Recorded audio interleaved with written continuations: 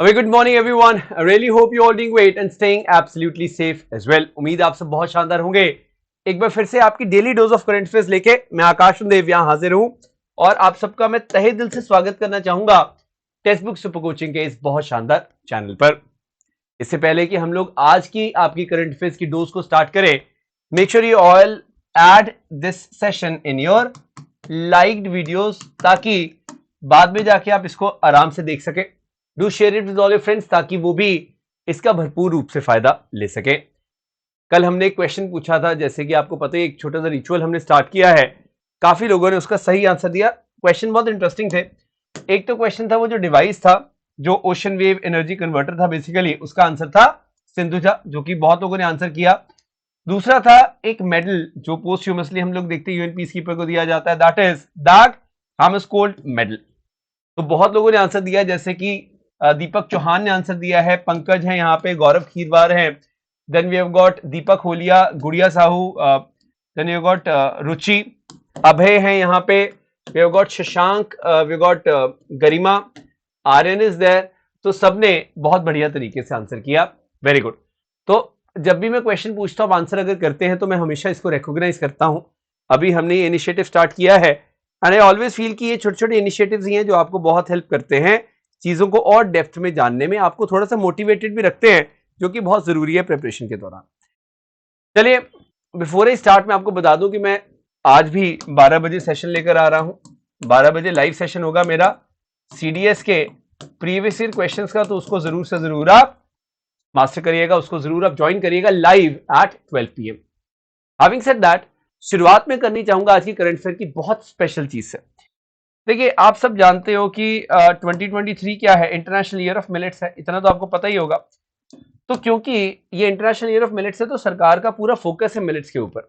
तो आपने शायद फालू का नाम सुना होगा, फालू, जिनका बेसिकली नाम तो फाल्गुनी शाह है, शी इज इंडियन अमेरिकन। इनको पिछले साल ग्रैमी अवार्ड मिला था, अगर आपको याद हो तो, ठीक है। पिछले साल कई सेशंस में मैंने कवर भी ये किया था। फाल्गुनी शाह बहुत रिनाउंड पर्सनैलिटी है, इनको वो चिल्ड्रंस के लिए कुछ ये सॉन्ग्स वगैरह थे, उसके लिए इनको ग्रैमी अवार्ड मिला था। एनीवेज, तो ऑनरेबल प्राइम मिनिस्टर मोदी जो है, he has collaborated with Falu for a special song to promote the benefits of millets and potential to address the global hunger. क्योंकि 2023 क्या है, इंटरनेशनल ईयर फॉर मिलेट्स है, इसीलिए इसके ऊपर एक गाना बनाया गया है जिसका नाम है अबंडेंस ऑफ मिलेट्स। तो अबंडेंस ऑफ मिलेट्स क्या है? अबंडेंस ऑफ मिलेट्स एक बेसिकली गाना है जिसको फालू, ऑनरेबल प्राइम मिनिस्टर और गौरव शाह भी हैं इनके साथ जुड़े हुए, उन्होंने मिलकर बनाया है। ये हिंदी और इंग्लिश में लिखा गया सॉन्ग है। आप नेट पे सर्च करेंगे अबंडेंस ऑफ मिलेट्स, आपको ये सॉन्ग आराम से मिल जाएगा।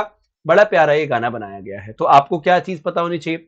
You should know about Falguni Shah, जिनको पिछले साल ग्रैमी की, मतलब फाल्गुनी शाह न्यूज में थी, इनको कौन सा अवार्ड मिला है, या सॉन्ग का नाम क्या है। ये सॉन्ग का नाम बहुत जरूरी है, अबंडेंस ऑफ मिलेट्स। आप सीडीएस, एफकेट, सीएपीएफ कहीं पे भी देखेंगे, ये आ सकता है एग्जाम में, बहुत इंपॉर्टेंट रहेगा।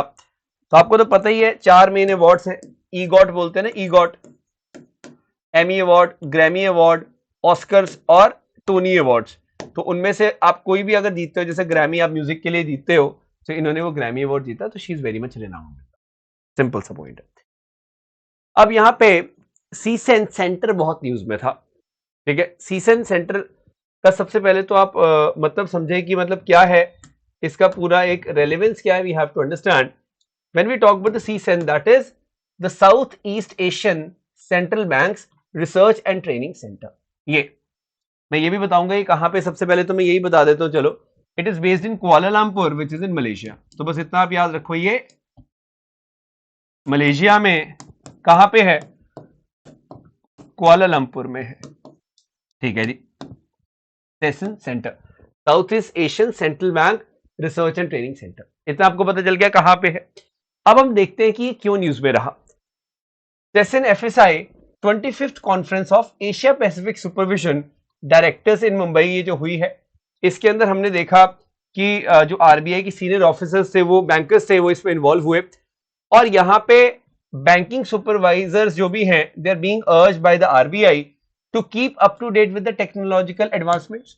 आपको पता है बैंकिंग कितनी एडवांस हो गई है, तो इस कॉन्फ्रेंस में स्पेशली आरबीआई ने बोला कि भैया आप भी एडवांस बनो, यहाँ पे इनफैक्ट नई टेक्नोलॉजीज को यूज करो, उसके बारे में नॉलेज आप देखो। Recent failures of the bank abroad has added to the challenge faced by supervisors. तो आपको बस ये बात ध्यान रखनी है कि रिस्क को मिनिमाइज कैसे करना है आपने और कैसे टेक्नोलॉजी को अडॉप्ट करना है, this is very much important. तो हमें फाइनेंशियल स्टेबिलिटी और जो मिनिमाइज करना है मॉरल हजार्ड के रिस्क को, ये सारी चीजें यहां पर बोली गई। मैं एक चीज आपको पहले बता दूं कि आरबीआई ने बहुत पहले एक एकेडमिक सेंटर सेटअप किया था which is known as college of supervisors. ये it is to strengthen the supervision over regulated entities. तो आरबीआई का ये बेसिकली एकेडमिक एडवाइजरी काउंसिल है जिसको आप कॉलेज ऑफ सुपरवाइजर्स बोलते हो। एनीवेज, तो आरबीआई बहुत क्लोजली काम करता है सेशन सेंटर के साथ, यानी कि south East Asian central banks research and training centre. तो ये हमें थोड़ा सा पता हो। एनीवेज, अब हम कई बार बात सुनते हैं ईट राइट सर्टिफिकेशन के बारे में, सुना कभी? सही भोजन बेहतर जीवन। तो एफएसएसआई जो है, food safety standards authority of India, इन्होंने 2018 में इस चीज को स्टार्ट किया था। ईट राइट स्टेशन को, मतलब कोई भी रेलवे स्टेशन है, अगर वहां पे हाइजीनिक खाना है, लोग बीमार नहीं पड़ते उसको खा के, तो और भी क्राइटेरियाज है, उसके हिसाब से ईट राइट स्टेशन का एक टैग मिल जाता है उस स्टेशन को। गुवाहाटी रेलवे स्टेशन को भी उसका टैग मिल गया है। हेल्थ और फैमिली वेलफेयर के साथ क्लोजली काम करती है एफएसएसआई। 2018 से इसने ये मुहिम स्टार्ट किया, अभी रिसेंटली गुवाहाटी को ये मिला है टैग। ठीक है, देखिए आपके पास मतलब बस एक बेसिक आइडिया होना चाहिए कि किस तरह से ये सर्टिफिकेशन दी जाती है। सबसे पहले तो कोई भी स्टेशन है वो रजिस्टर करता है, उसके बाद प्री ऑडिट होती है, उसके बाद फास्टैग ट्रेनिंग होती है। फास्टैग ट्रेनिंग क्या होती है मैं आपको बताऊंगा। फिर फाइनल ऑडिट होता है, उसके बाद सर्टिफिकेशन दी जाती है जो कि 2 साल के लिए वैलिड होता है। It is valid for 2 years from the date it has been issued. तो अगर आज मिला है तो आप 2025 में दोबारा सर्टिफिकेशन लेनी पड़ेगी, ये इंपॉर्टेंट है। ऐसा नहीं कि एक बार मिल गया तो आपका काम हो गया, नहीं, ऐसा नहीं होगा। 2021 वाले जो स्टेशन है जिनको मिली थी वो अभी तक वैलिड है, उसके बाद उसको हम खत्म कर देंगे, लैप्स हो जाएगी, फिर नहीं लेनी पड़ेगी। पहले तो आप ये चीज ध्यान रखो। अब सबसे इंपॉर्टेंट चीज है कि ये जो सर्टिफिकेशन के तहत आप देखते हो करंट स्टेटस क्या है। 66 सर्टिफाइड रेलवे से 66 स्टेशन सर्टिफाइड है। 2 का भी प्रोसेस में। आप देखो इंडिया में इतने सारे स्टेशन हैं, लेकिन ईट राइट सर्टिफिकेशन के तहत सिर्फ अभी 66 स्टेशन आ रहे हैं। मैं आपको बताना चाहूंगा, इस मुहिम को जब स्टार्ट किया था 2018 में, तो पहला स्टेशन जो ईट राइट स्टेशन बना था that was Mumbai central station. जी हाँ, so Mumbai central station of western railways, it was the first station of the country to get the eat right certification. तो ये आपको पता होना चाहिए कि ईट राइट की जो मुहिम है एफएसएसआई की, इन्होंने कब स्टार्ट की थी बेटे? 2018 में स्टार्ट की थी इस मुहिम को। मुंबई सेंट्रल को सबसे पहले ये टैग मिला था। और इसमें ये जो फास्टैग ट्रेनिंग है वो क्या होती है? फूड सेफ्टी ट्रेनिंग सर्टिफिकेशन बोलते हैं। तो फूड सेफ्टी का देखो बाहर तो बहुत स्कोप है, बाहर बहुत ज्यादा इसका एक मतलब बोलबाला है, लेकिन इंडिया में अभी इतना नहीं है अभी, लेकिन हो रहा है। 2018 से जब मुहिम चली है, 5 साल हो गए इसको, लगभग 2 लाख फूड हैंडलर्स जो है उनको ट्रेन किया जा चुका है। इसमें क्या होता है कि आप जब फूड हैंडल करते हो भाई, सिर को कवर रखो, आपके बाल ना वहां गिर जाए, आपकी पर्सनल हाइजीन अच्छी होनी चाहिए, नेल्स वगैरह कटे होने चाहिए, आप मतलब क्लीन कितने रह रहे हो, फूड को कैसे हैंडल करते हो, कंटामिनेट ना हो फूड, ये सब चीजें होती हैं। सही टेम्परेचर पर रखो, all these things are there. तो हम लोग क्या देखते हैं कि प्रॉपर तरीके से यहाँ पे सर्टिफिकेशन किया जाता है, ऑडिट की जाती है एफएसएसआई के द्वारा, तभी जो सर्टिफिकेशन है जिसको हम लोग यहाँ पे ये ईट राइट सर्टिफिकेशन कहते हैं वो यहाँ पर मिलती है। Got it? तो आपको ये 2 साल वाला कंसेप्ट जरूर पता होना चाहिए कि 2 साल के लिए सर्टिफिकेशन जो वैलिड है, ये बहुत इंपॉर्टेंट है। तो जो आज सर्टिफाइड है वो 2 साल के बाद वैलिड नहीं रहेगा। नेक्स्ट हम लोग बात करते हैं, यहाँ पे एक व्यक्ति है जो योगा कर रहा है अपने ऑफिस की चेयर पे बैठ के। तो मिनिस्ट्री ऑफ आयुष ने एक बहुत इंटरेस्टिंग चीज अनवील की है, that is Y break. Y break होता है yoga at the office chair. अभी जो प्रोटोकॉल है ये सेंट्रल गवर्नमेंट ने बेसिकली इसको अडॉप्ट किया है। It is to promote the employ wellbeing and work life balance. आप पूरा दिन चेयर पे बैठे हो, आप चेयर से उठ ही नहीं रहे, तो उससे क्या होगा? उससे आपकी बैकबोन, नेक जो है वो बहुत स्टिफ हो जाती है। दैट इज द रीजन कि यहाँ पे ये योगा एट ऑफिस चेयर जो प्रोटोकॉल है मिनिस्ट्री ऑफ आयुष ने स्टार्ट किया है। Morarji Desai national institute of yoga जो कि दिल्ली में ही है, उसने भी इसमें शिरकत की है। और ये एक बहुत अच्छी प्रोटोकॉल है। इसमें क्या होगा? कुछ बेसिक आसन होंगे, प्राणायाम होगा, ब्रीदिंग एक्सरसाइज, और ध्यान होगा यानी कि मेडिटेशन। तो पॉस्चर्स, ब्रीदिंग एक्सरसाइज और मेडिटेशन, ये सब यहाँ पर इंक्लूडेड होगा। कुछ कुछ यहाँ पे कोशिश की जाएगी कि सब लोग यहाँ पर इसके साथ जुड़े और अपनी जो लाइफ है उसको काफी ज्यादा वो हेल्दी बनाए। ये यहाँ पर कोशिश है, वर्क लाइफ बैलेंस की कोशिश है।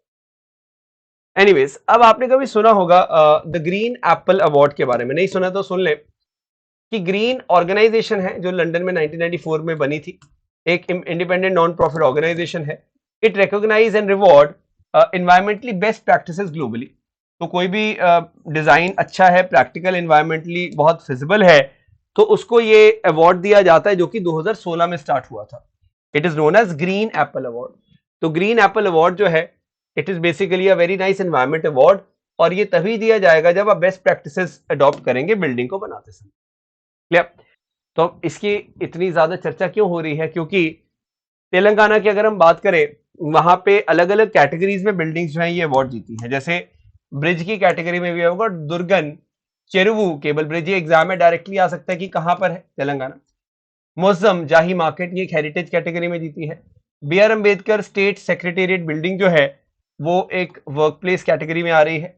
इंटीग्रेटेड कमांड सेंटर जो है तेलंगाना पुलिस का, वो भी एक ऑफिस की कैटेगरी में है। और यहाँ पे यदारी टेम्पल जो है, it's a religious structure category. तो ये सब आप देख सकते हैं तेलंगाना की कुछ बिल्डिंग्स हैं, और इसके ऊपर you certainly can have a direct question, तो इसलिए हमें इसके बारे में थोड़ा सा पता होना चाहिए। Simple point. क्लियर? सो आप मतलब कभी भी अगर पढ़ते हैं थोड़ा सा भी इनके बारे में, तो you realise that these are the structures which actually are very much important. और चाहे स्ट्रक्चर पहले बना हो, चाहे रीसेंट स्ट्रक्चर हो, what is more important is की इन्वायरमेंट को कितना ध्यान में रख के इसको बनाया गया है। This is very much important. तो अगर ये जो भी मतलब पॉइंट्स हैं वो आप समझ पा रहे हो, then absolutely you are on the right track. तो मेन आइडिया यही है, इसको आपको थोड़ा सा ध्यान में रखना है।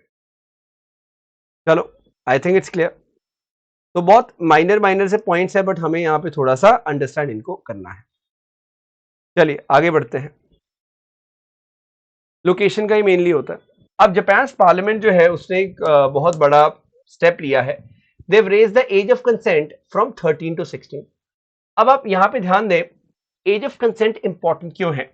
Because it is the age below which sexual activity is considered as rape. जिससे कम में सेक्सुअल एक्टिविटी में कोई इंडल्ज नहीं हो सकता, that is the age of consent. 1907 से लेके आज तक ये 13 साल ही थी। फाइनली इसको 13 साल से बढ़ाकर 16 साल किया गया है। एंड ये एक बहुत बड़ा स्टेप इसलिए है क्योंकि दुनिया में लगभग इसको सबसे कम ही माना जा रहा था 13 साल को, और 16 साल भी वैसे तो कम ही माने जा रहे हैं, बिकॉज इंडिया में it is 18 and most of the countries में आपको 18, 19, 20, 21 ऐसे देखने को मिलेगी। कुछ कंट्रीज में 16 भी है। बट एनीवेज, अब आज का जो क्वेश्चन ऑफ द डे है वो ये है कि जापान पार्लियामेंट का एक नाम है। What is the specific name of the parliament of Japan, ये आप मुझे बताएंगे। उसका एक स्पेसिफिक नाम है, ये आप मुझे बताएंगे। That's the thing. और एक बुक है, वेरी इंटरेस्टिंग बुक, एक डिप्लोमेट ने लिखी है, life well spent. Satish Chandra, basically इनका इंडियन फॉरेन सर्विसेज में ये रहे for as long as 40 years he has served there.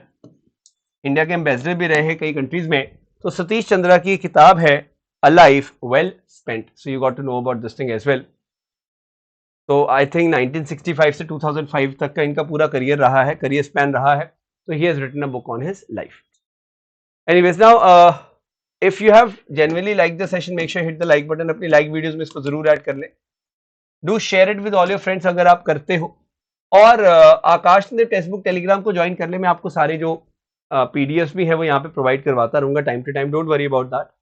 और 12 बजे मेरे साथ जुड़ना मत भूलें। इसी चैनल पे लाइव मैं आऊंगा और सीडीएस के प्रीवियस ईयर क्वेश्चंस को प्रैक्टिस करवाऊंगा। बहुत इंटरेस्टिंग वो पूरा सेशन रहने वाला है, as you all have scene.